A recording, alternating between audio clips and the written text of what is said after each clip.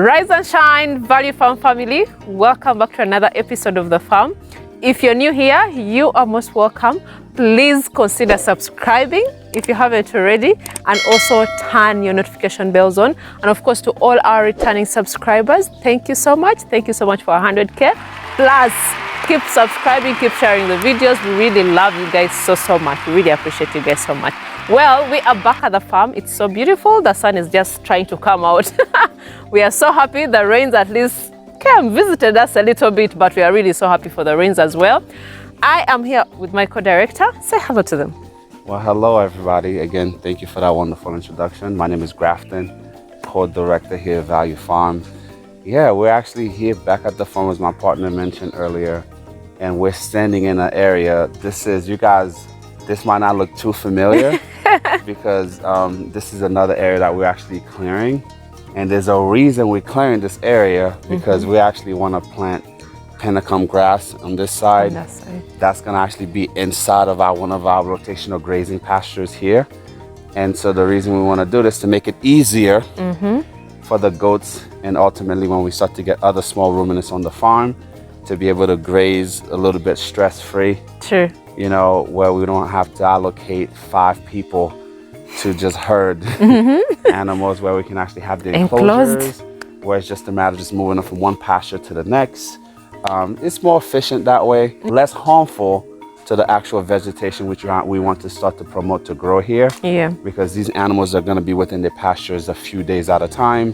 Then we keep rotating them. Yeah. So I think next time you guys see this, hopefully if the rains continue to come, you'll see the grass. We'll have Penacum here. We'll also have other grass like sugar graze and other items here. Yeah. I'm thinking more alfalfa in the future. Yeah. So we can actually give those to the cows. But mainly these next 3 pastures within this side, Penacum grass and probably some chloris and a few others. So, but we'll keep you guys updated on that. The sunham as well to really protect the soil. So guys, this is what we are actually doing here.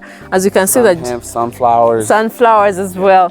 You can see the gentleman clearing. It's really hard work. You know, here this land had the bananas, the local brew bananas. For those of you around the globe, especially those who've actually spent time in the US, I'm sure you guys are very familiar with moonshine. This particular banana trees that they're actually removing here is actually used to make what they call a local waragi, which is a very strong brew. The Ugandan version of moonshine. Moonshine, yes. And, so we don't really, I'm not a drinker. To us, it didn't really make sense to keep it here. It's been here for some time. But, you know, as the animals grow on the farm, we have to claim more space to actually put to use for what we're doing with livestock. True. And so but we also have good ones here too. We have the matoke. We have the bogoya as well. Which is actually some little bananas that people actually eat. Yes. So the ones that are more, I guess, useful to us as a team, we're keeping. But then the ones that are used to make the local moonshine, it is going away. Then the beauty again, we have also the fruits. Of course, here we have the mangoes just in front of us. Here we have avocados, some avocados, a few of them. This part of the actual landscape is very, very beautiful. In fact, this is much better for the goats to be able to, you know, free range here. Not necessarily free range, but like when we have them in their paddocks. We already have mango trees, avocado trees. We even have jackfruit trees. There's a papaya trees on that side. Yes. But there are a lot more tree diversity on this side. So that's why we're actually using more of this pasture on this side, this side of the farm. That is very true. Yeah. And even another thing that, of course, we really need to update you guys. We have our beehives also. Yeah, you know, part of this section. We have a lot of bees around, which is a good thing because they help with cross-pollination and so on. And so I love honey. You love honey. Who doesn't love honey? Right? So from the very beginning, we always considered having an apiary here with VF. Yeah.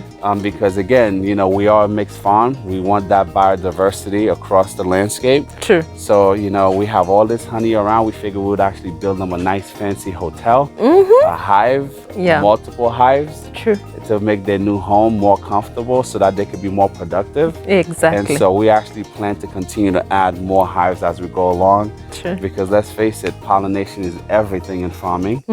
And of course, we also like honey. So we're actually also testing this as well. Exactly. If it goes well, we shall be able to expand. Maybe there'll be VF honey coming your way soon. Oh, exactly. And this is going to be organic, you know? Yeah. It's just free range organic. So it's really something that you really have to look forward to. And we don't use any harsh chemicals on this land. No. We actually use natural fertilizer. Yeah. We use the rabbit urine to actually spray the goats, wastes. Yeah, exactly. Like the organic manure that we use. And of course, like, we don't use any harsh chemicals at all. So this land is basically as organic as you can get it. There are plenty of bees flying around. We're even scared. If you see me running off camera because I don't have a bee suit on, please understand. So now, guys, a lot of you may wonder, like, why are we, you know, dipping our toes into different elements here and there? Is because it's actually a no-brainer. We're a mixed farm. And the reason we do it this way is because, let's face it, you know, when one sector potentially might face some challenges, you always want to hedge your bet. So that's why we're doing this.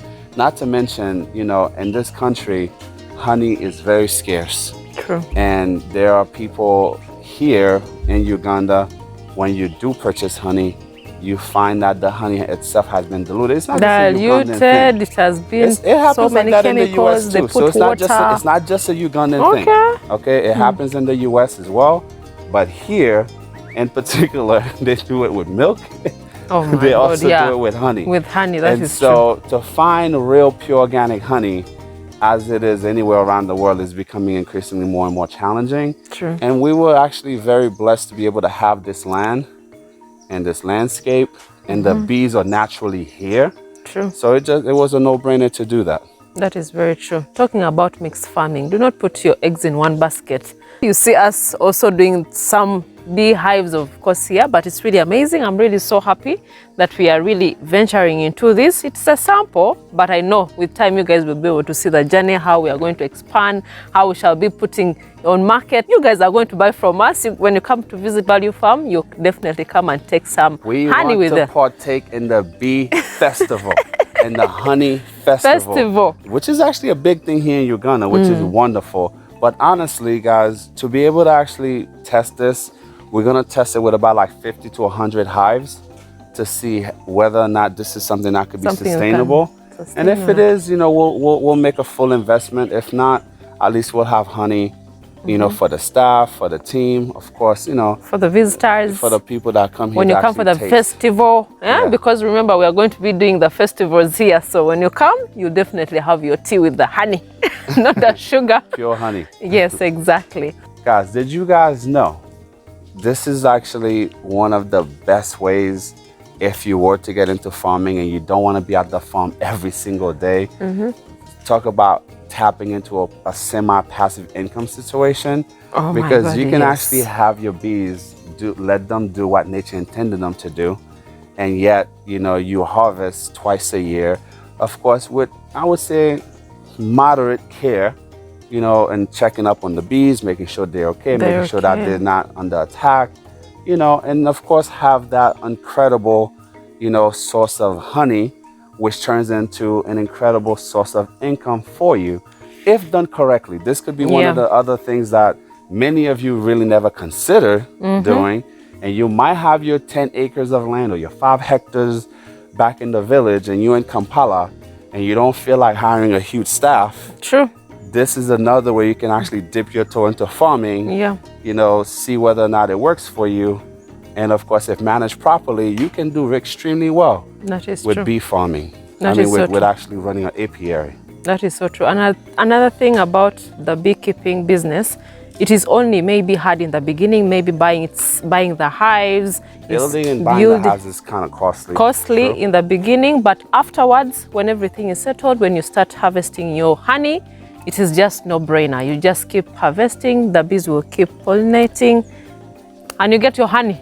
But the thing is, honey, like rabbit, is very similar in this instance, right? Seriously. You get so many different usage from having bees, from keeping bees. It's not just the honey. The honey. You get the propolis. You also have the actual venom for the honey, which is highly sought after. Hey. And there's a very big market for that as well.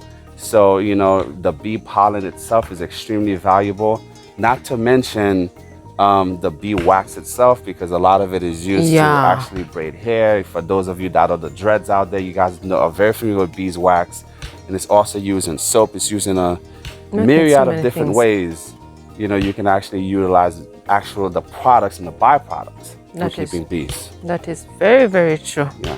And let's talk about the price. What is the price of honey wherever you are? Because in Uganda, by the way, in the supermarkets, for you to get like 500 grams of honey, you can get it at around 30,000. 30,000 or 30,000 or more. Yeah. So, and that's not even real organic honey. Exactly. What they considered organic. Exactly. It might just have like 60 to 70% purity, because that honey, you better believe, has actually been blessed with something other than the actual honey. For the most part. There are some companies here who do it right? Yeah. They actually do it right. They do it fair. But, you know. Yeah. But there's really a lot of market. I remember when we were doing the live stream and we talked about, you know, business ideas someone can be able to invest in, and we talked about beekeeping. Someone was like, come on, bees? What is it really even profitable? Guys, do not be left behind. When we actually started doing the initial research, even when you do the actual math on this, right?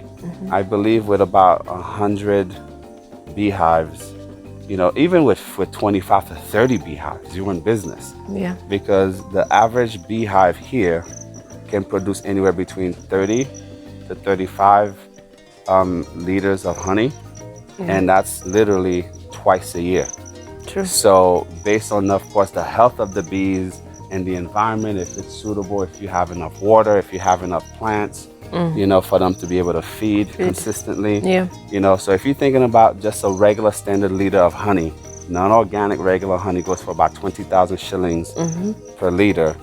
And of course, if you can actually harvest every 6 months. Every 6 months. Right? Twice a year. Let's say you do it at 30 liters per every harvest. And, you know, and then you do the math, you know, at 20,000 per liter times 60 liters times 30 hives. So before you know it, it accumulates very quickly. Yes. And if you manage it accordingly, like any other business, it could definitely become very, very profitable. And people are billionaires with beekeeping, by the way. Because in other parts of the world, yeah. Even in Uganda, you know, people we've really contacted before and who are already into the business, how they're earning, how they really feel like, okay, this is really something that we are doing.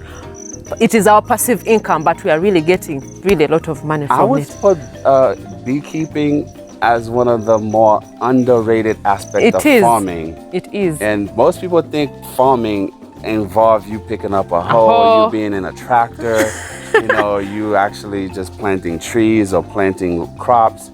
But realistically speaking, running an apiary itself is truly a remarkable option when it comes to farming. But not just that though. You know, you also think like in terms of other ways people can make money without even thinking about it.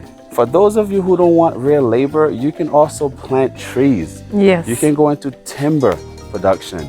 You know, here in Uganda, we're blessed with a lot of eucalyptus, and there are many applications for the actual essential oils that come from eucalyptus. I know this for a fact. When in the US, for most of you, even around the globe, for those of you that go to spas, you know the essential oils that they use on your face, that helps you relax, all those wonderful scented candles that you use, a lot of that essential oil comes from eucalyptus byproducts. So there are ways you can actually plant your timbers. There are ways people use timber here, eucalyptus particularly, for electric poles. That's actually a very big use here in Uganda. That is true. And throughout East Africa. But by the same token, it could also be utilized in so many different ways. And for some reason, bees love the shade and the protection they get from eucalyptus, yeah. which is incredible, right? It's so true. The easiest way you know you're in a honey area, even if you don't see the beehives anywhere. Where the eucalyptus are? They exist that everywhere. Is true. So that's one way you can think about timber production. Yes, it's a little labor intensive in the beginning, but once you actually get it off the ground and it reaches to a certain level, it's just a matter of just weeding. That is so and making sure that your plants are okay throughout the year. You know, so it's not as labor intensive, but you can also reap big from actual timber production. That is so true. It does a lot. You're helping the environment, and of course, you're also helping your pocket. Yeah, and the beauty about planting eucalyptus in Uganda, the different companies that actually plant, as you have the land, they can easily come, plant it for you till it grows to a certain level, then you pay them. So they're out there, so many of them, and they're really making a lot of money. You can make a lot of money from eucalyptus because people are really buying timber all over Uganda, everywhere, all the time. It's not just eucalyptus, guys, it's pine. Pine as well, then also bamboo. Of course, bamboo is a cash crop. Yes. That's actually another underrated option. Yes. When you think about underrated options in farming, bamboo production is a massive, massive industry. I'm so glad some of the farmers in northern and eastern Uganda is actually starting to go into that level of production. But many people here in the village where we're located, if you were to tell them like, hey, bamboo is a cash crop, they look at you like you have 20 heads. What's wrong with this one? If you think about the applications of bamboo is endless. True. You literally can do so many different things. You can make furniture. You literally can actually use it to build. You can use it to do so many different things.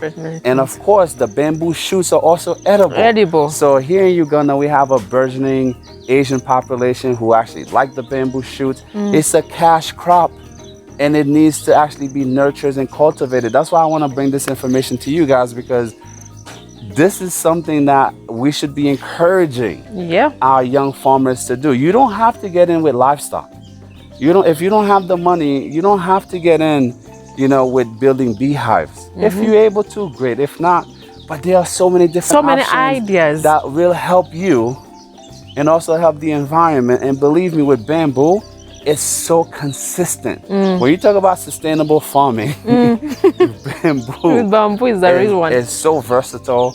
It grows the same height literally practically every season. As long as you treat it properly, it's gonna be good to you in return. That is really so true. Do you know what we use bamboo for here most of the time? No. People just use it maybe for fencing, and that is it. They don't know the use. So it is really underrated in our country. Actually, here. There's a very clever young man. Hopefully you can find this clip online in Uganda here. That's actually he built a green bicycle company. Making bicycles using bamboo. You told me about it. That goes to show you. And last I checked, his bicycles were being sold between $300 to $500 USD per bike, and I think I actually saw a few that was listed for about $600 to $700. So talk about ingenuity, talk about flexibility, and the many different applications of bamboo. That's somebody who actually saw an opportunity, again, from bamboo that most people just use here for fencing. True. And he actually turned it into a green product. And he's done tremendously well. So congratulations to you, young man. You've unlocked another incredible use for that particular tree. And of course, I'm sure there are many, many other applications yet to come. True. And these are options that most people don't think about. The average person don't just wake up in the morning and say, I'm going to go into bamboo they production. Can't be like, are you crazy? Like, if someone really woke up here, people will be like, you're wasting your time, which is really so sad that people really take. But this is why we actually take great pride and joy in bringing you guys these videos, because we feel like this information needs to be shared amongst our peers. For those out there that are inspiring to become farmers who want to get into agriculture, let me tell you something. In the U.S., because of the severe drought conditions, most of the farmers in California that used to grow your almonds, that used to grow your cashew nuts, are under such severe water restriction in some areas. that's gonna be a real problem within the next year or two, because the same producers won't be able to produce at the same level. True. And the price of those products are gonna continue to skyrocket. You know, almond and of course cashew nuts have always been expensive, but there's a gap to actually start farming, you know, to start planting and venturing into this here on the continent, because not only do we have the land, we have the climate in many parts of Africa here. Fertile I know soil. here in East Africa, West Africa, Ghana, Zim, a lot of these places have the perfect climate to actually grow cashew, to grow almond, and these are real cash crops. So you should definitely have an open mind. We always tell you guys to do your research. Yes. You know, be ready. You know, the worst farmer out there is an uneducated farmer. And we're not talking about school. We want you to be informed. And if you're not informed, you can easily fall for anything. That is so true. Yeah, some people were saying that this is their university. Value Farm. We really appreciate such compliments, because you guys really motivate us to also come here and share all these ideas. Just be open-minded with farming.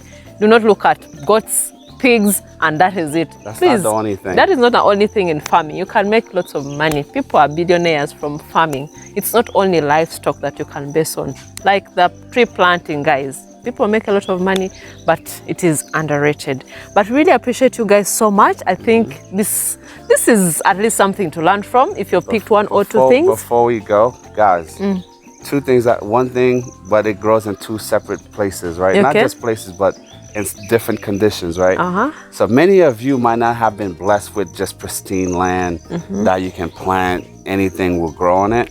You might have been blessed in an area where there's nothing but swampland, where the land is mostly swampy. Did you know you can make your swamp work for you?